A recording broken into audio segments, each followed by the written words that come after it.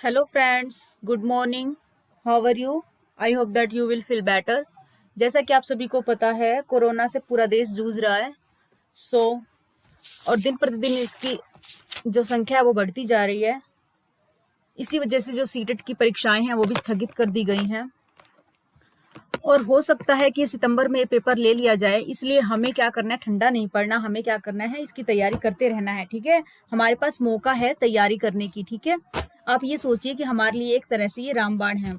हमारे पास इतना टाइम मिल चुका है कि हम आराम से इस पेपर को निकाल सकते हैं। हमारा पूरा फोकस जो है वो किस पे होना चाहिए? पढ़ाई पे होना चाहिए। ठीक है, और आज हम करने जा रहे हैं पेडागोजी का पार्ट 8 और इसे हम आज पेडागोजी का अब स्टार्ट करने जा रहे हैं। ठीक है, देखिए, पहला क्वेश्चन जो है आपकी स्क्रीन पर है। फर्स्ट क्वेश्चन है, विकास का सिरह पदाभिमुख दिशा सिद्धांत व्याख्या करता है कि विकास इस प्रकार आगे बढ़ता है। कैसे बढ़ता है आगे, आपको बताना है विकास। ठीक है, देखिए, फर्स्ट है भिन्नों से एकीकृत कार्यों की ओर, सेकंड है सिर से पैर की ओर, थर्ड है ग्रामीण से शहरी क्षेत्रों की ओर और फोर्थ है सामान्य से विशिष्ट की ओर। आपको बताना है कि जो विकास है वो सिरा पदोमुख जो है दिशा, वो सिद्धांत किस तरह से आगे बढ़ता है। जैसा कि आप इस क्वेश्चन में देख सकते हैं, सिरह पदामुखी का मतलब ही यही है कि सिर से लेके पैर तक आपको कुछ नहीं पढ़ना। ठीक है, तो इससे आप कौन सा ऑप्शन देख रहे होगे? ठीक होगा सेकंड ऑप्शन, क्योंकि इसमें लिखा हुआ है सिर से लेके पैर तक। और जो भी अभिन्न से एकीकृत कार्यों की ओर, ग्रामीण से शहरी क्षेत्रों की ओर, सामान्य से विशिष्ट की ओर, ये इसकी व्याख्या नहीं करता है। सेकंड ऑप्शन क्या हो जाएगा? इसका राइट हो जाएगा। देखिए, अब चलते हैं हम नेक्स्ट क्वेश्चन की तरफ। क्वेश्चन नंबर 2 देखिए आपकी स्क्रीन पर है। और प्लीज इस चैनल को लाइक, सब्सक्राइब और शेयर अवश्य कीजिए ताकि हमको पता चलता रहे कि आप इसे अच्छे से देख रहे हैं। ठीक है, और आपको कुछ समझ में भी आ रहा है, और कमेंट्स भी साथ के साथ आप करते रहिएगा। देखिए, अब चलते हैं नेक्स्ट सेकंड क्वेश्चन की तरफ। भाषा विकास के लिए सबसे संवेदनशील समय निम्नलिखित में से कौन सा है?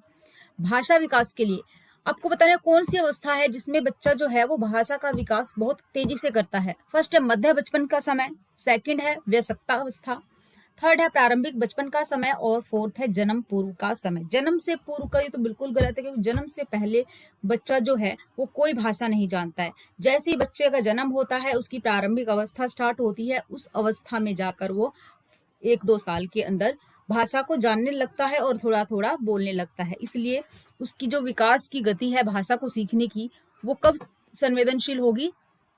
प्रारंभिक बचपन की अवस्था में। इसलिए थर्ड ऑप्शन इसका राइट हो जाएगा। अब चलते हैं नेक्स्ट क्वेश्चन की तरफ। क्वेश्चन नंबर थर्ड आपकी स्क्रीन पर है। देखिए, एक 6 वर्ष की लड़की खेल कूद में असाधारण योग्यता का प्रदर्शन करती है। उसके माता पिता दोनों ही खिलाड़ी हैं। ठीक है, उसे नृत्य प्रशिक्षण प्राप्त करने भेजते हैं और सप्ताहांत में उसे परीक्षण देते हैं। बहुत संभव है कि उनकी क्षमताएं निम्नलिखित दोनों के बीच परस्पर प्रतिक्रिया का परिणाम होंगी। ठीक है, किसकी क्षमताएं? उस लड़की की, क्योंकि जो आपको पता है जो माता पिता के गुण हैं वो बच्चे में अवश्य आते हैं। ठीक है, तो क्या कह रहे हैं, माता पिता उसके क्या है? खिलाड़ी हैं। और उस लड़की को प्रशिक्षण किस चीज का दिया जा रहा है? नृत्य प्रशिक्षण भी दिया जा रहा है। ठीक है, तो अब आपको बताना है कि ये किस चीज पर ज्यादा फोकस करेगा, किस चीज का ये मिक्सअप है। ठीक है, तो फर्स्ट है वृद्धि और विकास का, सेकंड है स्वास्थ्य एवं प्रशिक्षण का, थर्ड है अनुशासन एवं पौष्टिकता का और फोर्थ है अनुवांशिकता एवं वातावरण का। तो आप सभी को पता है जो बच्चे के गुण होते हैं वो कुछ माता पिता के होते हैं और कुछ किस चीज के होते हैं? वातावरण से मिले होते हैं। इसलिए अनुवांशिकता और पर्यावरण में रहकर ही एक बच्चा जो होता है वो कुछ सीखता है। इसलिए फोर्थ ऑप्शन इसका राइट हो जाएगा। अब चलते हैं हम नेक्स्ट क्वेश्चन की तरफ। क्वेश्चन नंबर 4 देखिए, क्वेश्चन नंबर 4 आपकी स्क्रीन पर है। निम्नलिखित में से कौन से समाजीकरण के गौण वाहक हो सकते हैं समाजीकरण के अंदर? ठीक है, तो आप बताइए। फर्स्ट है विद्यालय एवं पास पड़ोस, ठीक है, सेकंड है विद्यालय एवं निकटतम परिवार के सदस्य, थर्ड है परिवार एवं रिश्तेदार और फोर्थ है परिवार और पास पड़ोस। आप सभी को पता है जो समाजीकरण के गौण वाहक, समाजीकरण का प्राथमिक वाहक तो परिवार होता है, घर होता है। ठीक है, तो जहां भी घर और परिवार आ जाए वो ऑप्शन बिल्कुल गलत हो जाएगा, क्योंकि हमें गौण वाहक बताना है, ना कि प्राथमिक वाहक बताना है। ठीक है, तो थर्ड और फोर्थ ऑप्शन नहीं होगा, बचा हमारे पास 2 ऑप्शन, फर्स्ट और सेकंड। फर्स्ट में कह रहा है विद्यालय और पास पड़ोस और सेकंड है विद्यालय और निकट परिवार के सदस्य। तो तो फर्स्ट ऑप्शन इसका राइट हो जाएगा, क्योंकि पास पड़ोस के अंदर निकटतम परिवार के सदस्य भी शामिल हैं। ठीक है, इसलिए क्या आएगा? फर्स्ट, विद्यालय एवं पास पड़ोस।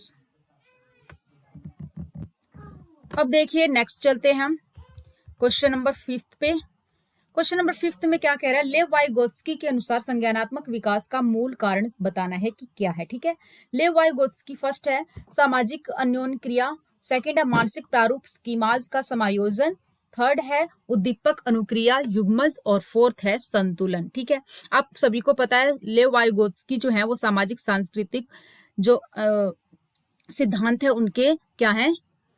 प्रतिपादक है। उन्होंने इस सिद्धांत को बनाया है। ठीक है, तो सामाजिक अन्योन्य क्रिया ही इसका ऑप्शन होगा, इसलिए फर्स्ट ऑप्शन इज राइट। और जो स्कीमाज वाला है वो पियाजे ने दी था, उद्दीपक अनुक्रिया और ये संतुलन ये बिल्कुल नहीं होगा। ठीक है, तो इसका फर्स्ट ऑप्शन इज राइट होगा, सामाजिक अन्योन्य क्रिया। जो लेव वाइगोत्स्की उन्होंने सामाजिक सांस्कृतिक गुणों पर बल दिया था।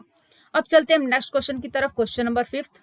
क्वेश्चन नंबर 5 आपकी स्क्रीन पर है। क्वेश्चन नंबर 5 में क्या कह रहा है? देखिए, किसी बच्चे का दिया गया विशिष्ट उत्तर कोहलबर्ग के नैतिक तर्क के सोपानों के विषय वस्तु के किस सोपान के अंतर्गत आएगा? ठीक है, क्या बताया गया है? देखिए विषय वस्तु क्या है हमारे पास? यदि आप ईमानदार हैं तो आपके माता पिता आप पर गर्व करेंगे, इसलिए आपको ईमानदार रहना चाहिए। ठीक है, तो आपको बताना है कि ये किसके अंतर्गत आएगा? कोहलबर्ग के नैतिक तर्क के सोपान में किस विषय वस्तु के सोपान का एक अंतर्गत आना है ये?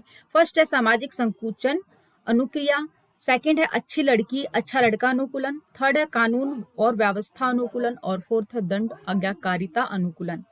तो देखिए जो नैतिक तर्क की सोपान श्रृंखला थी उसमें क्या बताया गया है? एक ईमानदार बच्चे की बात बताई जा रही है कि अगर आप ईमानदार हैं तो आपके माता पिता आप पर गर्व करेंगे और आपको ईमानदार रहना चाहिए। ठीक है, तो यानी कि इसमें एक अच्छा लड़का अच्छी लड़की अनुकूलन का ही के अंतर्गत ये आएगा, क्योंकि अगर आप ईमानदार हैं अच्छा कार्य करते हैं तो बच्चा जो आपके माता पिता हैं क्या करेंगे? आपको शाबाशी देंगे। ठीक है, आपको अच्छे की कैटेगरी में रखेंगे। अगर आप ईमानदार नहीं हैं तो आपको बुराइयां मिलेगी। ठीक है, आपके माता पिता क्या करेंगे?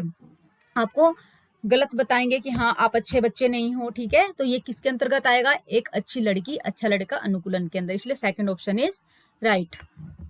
अब चलते हैं नेक्स्ट क्वेश्चन की तरफ, क्वेश्चन नंबर 7। क्वेश्चन नंबर 7 आपकी स्क्रीन पर है। जीन पियाजे के अनुसार, ठीक है, इन्होंने संज्ञानात्मक विकास का सिद्धांत दिया था, आप सभी को पता है। ठीक है, जीन पियाजे के अनुसार अधिगम के लिए निम्नलिखित में से क्या आवश्यक है? वयस्कों के व्यवहार का अवलोकन करना, सेकंड है ईश्वरीय न्याय पर विश्वास, थर्ड है शिक्षकों व माता पिता द्वारा पुनर्बलन, और फोर्थ है शिक्षार्थी के द्वारा पर्यावरण की सक्रिय खोजबीन। तो आप सभी को पता है जो पियाजे हैं उन्होंने अपने ही बच्चों पर क्या किया था? संज्ञानात्मक विकास का सिद्धांत दिया था। उन्होंने क्या किया? उन्होंने बच्चों को सिर्फ देखा कि वो जैसे जैसे उनकी आयु है वो बढ़ती गई, उनमें क्या परिवर्तन आया। ठीक है, और वो कैसे कैसे चीजें कर रहे हैं। ठीक है, उनमें क्या परिवर्तन आ रहा है। ठीक है, तो इसमें क्या बताया जा रहा है कि जो जीन पियाजे के अनुसार अधिगम के लिए क्या आवश्यक है? जो शिक्षार्थी जो हैं उन्हें अपने उनके खुद के बेस पर छोड़ दिया जाए, वो अपने आप से कुछ सीखने की कोशिश करते हैं। ठीक है, वो खुद खोजबीन करते हैं। ठीक है, और उसके अकॉर्डिंग वो कुछ निष्कर्ष पर पहुंचते हैं, इसलिए फोर्थ ऑप्शन इसका राइट हो जाएगा, शिक्षार्थी द्वारा पर्यावरण के सक्रिय खोजबीन। अब चलते हैं नेक्स्ट क्वेश्चन की तरफ, क्वेश्चन नंबर 8। क्वेश्चन नंबर 8 आपकी स्क्रीन पर है। देखिए, जीन पियाजे के अनुसार प्रारूप स्कीमाज जो हैं निर्माण वर्तमान योजनाओं के अनुरूप बनाने हेतु नवीन जानकारी में संशोधन एवं नवीन जानकारी के आधार पर पुरानी योजनाओं में संशोधन के परिणाम के रूप में घटित होता है। इन दो प्रक्रियाओं को जाना जाता है। इन प्रक्रियाओं को किस रूप में जाना जाता है हमें ये बताना है। ठीक है, क्या कह रहा है ये? जो हमारी जो नवीन जानकारी जो है हमारे पास, ठीक है, उसको नवीन जानकारी के आधार पर पुरानी योजनाओं के संशोधन में परिणाम के रूप में घटित होती हैं। वो कैसे होती हैं? आप सभी को पता है जब भी हम किसी बच्चे को नया टॉपिक समझाते हैं तो उसके लिए हमें क्या करना पड़ता है? जो उसके पुरानी जो उसके अंदर नॉलेज है, ठीक है, उससे रिलेटेड पहले हमें उस पर फोकस करना चाहिए। ठीक है, पहले उसे हमें देखना चाहिए कि बच्चे को उसके बारे में कितना पता है। ठीक है, उसके बाद ही हम नए टॉपिक के साथ उसको इंटरैक्ट कराते हैं। ठीक है, ताकि जो बच्चा है उसको समझने में कोई परेशानी ना हो, उस नए टॉपिक को वो आसानी से समझ पाता है नए पुराने जो उसके पास ज्ञान है उसके जरिए। ठीक है, तो इसको हम क्या बोलेंगे, देखिए समावेशन और अनुकूलन के रूप में, या फिर सामयिकरण संशोधन के रूप में। थर्ड है समावेशन और समायोजन के रूप में, और फोर्थ है समायोजन एवं अनुकूलन के रूप में। तो आप सभी को पता है जीन पियाजे की जो स्कीमाज थी उसमें समावेशन और समायोजन के रूप में ये टॉपिक आता है। ठीक है, जिसमें समावेशन का मतलब है पुरानी जो उसके पास नॉलेज है उसका समावेश, और समायोजन किसके साथ करना है, उसकी जो अब हम जो उसे नया टॉपिक कराएंगे, ठीक है, नवीन जो जिसको जानकारी दे रहे हैं उससे समायोजन करा रहे हैं। ठीक है, तो क्या करता है ये, इस संशोधन का परिणाम घटित होता है। ठीक है, पुरानी का समावेशन और जो नई जानकारी है उसका समायोजन। सो थर्ड ऑप्शन इसका राइट हो जाएगा, समावेशन और समायोजन के रूप में। अब चलते हैं नेक्स्ट क्वेश्चन की तरफ, क्वेश्चन नंबर 9। क्वेश्चन नंबर 9 आपकी स्क्रीन पर है। किसी प्रगतिशील कक्षा की व्यवस्था में शिक्षक एक ऐसे वातावरण को उपलब्ध कराकर अधिगम को सुगम बनाता है।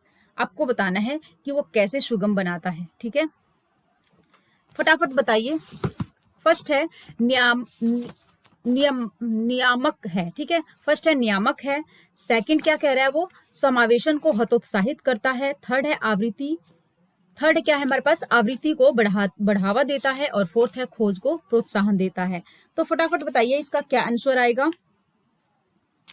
तो देखिए आप सभी को पता है किसी भी प्रगतिशील कक्षा की व्यवस्था अगर हम कर रहे हैं तो एक प्रगतिशील कक्षा के अंदर खोज को प्रोत्साहन मिलना चाहिए। ठीक है, एक बच्चा है वो किसी टॉपिक पर खोजबीन करे ताकि उस टॉपिक के ऊपर वो पूरी तरह से फोकस हो और कुछ अच्छे से उस टॉपिक के ऊपर जानकारी हासिल कर सके। ठीक है, सो फोर्थ ऑप्शन इज राइट हो जाएगा, खोज को प्रोत्साहन देना। ठीक है, अब चलते हैं नेक्स्ट क्वेश्चन की तरफ, क्वेश्चन नंबर 10। क्वेश्चन नंबर 10 आपकी स्क्रीन पर है।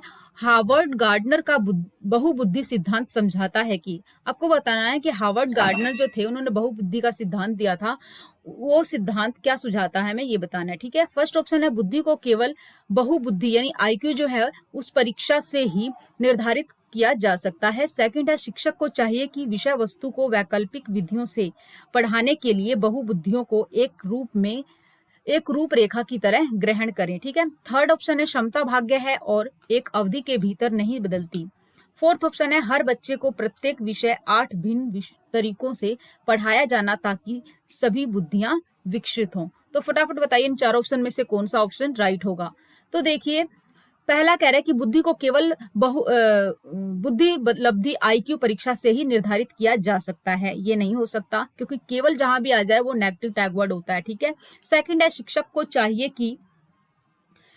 चाहिए कि विषय वस्तु को वैकल्पिक विधियों से पढ़ाने के लिए बहुबुद्धियां जो है को एक रूपरेखा में की तरह ग्रहण करें। ठीक है, ये ऑप्शन इज राइट हो जाएगा। क्यों हो जाएगा, क्योंकि इसमें क्या कह रहा है कि विषय वस्तु को वैकल्पिक विधियों से, एक विधि द्वारा नहीं अनेक विधियों द्वारा उसे समझाया जाए ताकि उसकी बहुबुद्धियां हैं वो एक रूपरेखा में ग्रहण कर सकें, इसलिए सेकंड ऑप्शन इज राइट।